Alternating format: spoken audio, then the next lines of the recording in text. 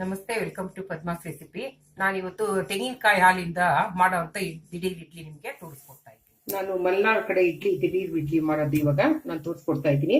ನೋಡಿ, ಇದು ಇಡ್ಲಿ ರವೆ ಸಣ್ಣಗೆ ಬರುತ್ತೆ. ಇದನ್ನ ಒಂದು ಗ್ಲಾಸು ನಾನು ತೊಳೆದ್ಬಿಟ್ಟು ಇಟ್ಕೊಂಡಿದ್ದೀನಿ, ನೀರೆಲ್ಲ ತೆಗೆದ್ಬಿಟ್ಟು. ಇದಕ್ಕೆ ನಾನು ಒಂದು ಗ್ಲಾಸು ಮಾಮೂಲಿ ಹಾಲು ಚೆನ್ನಾಗಿ ಕಾಯಿಸ್ಕೊಂಡು ತಣ್ಣಗೆ ಮಾಡ್ಕೊಂಡಿದ್ದೀನಿ, ಅದನ್ನ ಹಾಕ್ಕೊಳ್ತಾ ಇದ್ದೀನಿ. ಒಂದು ಗ್ಲಾಸು ತೆಂಗಿನಕಾಯಿ ಹಾಲು ಹಾಕೊಳ್ತಾ ಇದ್ದೀನಿ. ಸ್ವಲ್ಪ ಉಪ್ಪು, ಸ್ವಲ್ಪ ತುಪ್ಪ ಹಾಕ್ಕೊಳ್ತಾ ಇದ್ದೀನಿ. ಇದಿಷ್ಟೇ ಇಡ್ಲಿದು ಮೆಥಡ್. ಇದನ್ನ ಸ್ವಲ್ಪ ಚೆನ್ನಾಗಿ ಕಲಸಿ ಒಂದು 10 ನಿಮಿಷ ಇಟ್ಟರೆ ಸಾಕು. ಆಮೇಲೆ ಇಡ್ಲಿ ಇದು ಯಾವ ಥರ ಮಾಡೋದು ಅಂತ ನಿಮಗೆ ತೋರಿಸ್ತೀನಿ. ಈ ಥರ ಇರುತ್ತೆ, ಇದು ಹಾಗೆ ಇರಬೇಕು.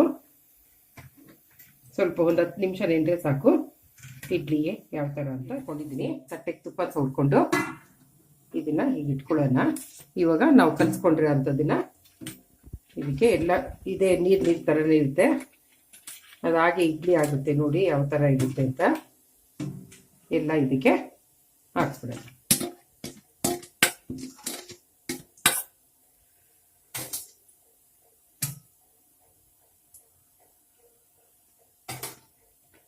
ಅದ್ರ ಮೇಲೆ ನಾವು ಸ್ವಲ್ಪ ಕಾಯಿ ತುರಿ ಹಾಕ್ಕೊಳ್ಳೋಣ.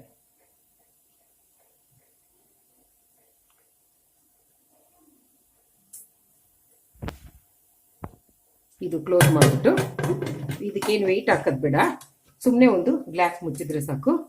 ಒಂದು 10 ನಿಮಿಷ ಬಿಟ್ಟರೆ ಇಡ್ಲಿ ರೆಡಿ ಆಗುತ್ತೆ. ಇದು ಈ ಥರ ಕ್ಲೋಸ್ ಮಾಡ್ಕೊಳ್ಳೋಣ. ಇದನ್ನ ಇಟ್ಟು ಇದಕ್ಕೆ ಏನ್ ಮಾಡ್ಬೇಕು ಅಂದ್ರೆ ನಾವು ವೆಯ್ಟ್ ಹಾಕ್ಬಾರ್ದು. ಒಂದು ಗ್ಲಾಸ್ ಯಾವ ತರ ಈ ತರ ಮುಚ್ಚಬೇಕು.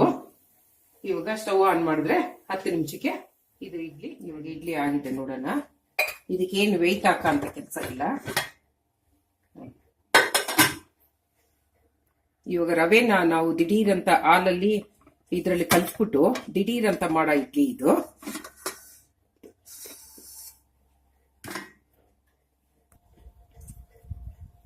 ಇದು ಕೊಡಗಿನ ಇಡ್ಲಿ. ಈ ಕಾಲ್ ಸೂಪ್ ಜೊತೆ ತಿನ್ನೋದಕ್ಕೆ ತುಂಬಾ ಚೆನ್ನಾಗಿರುತ್ತೆ.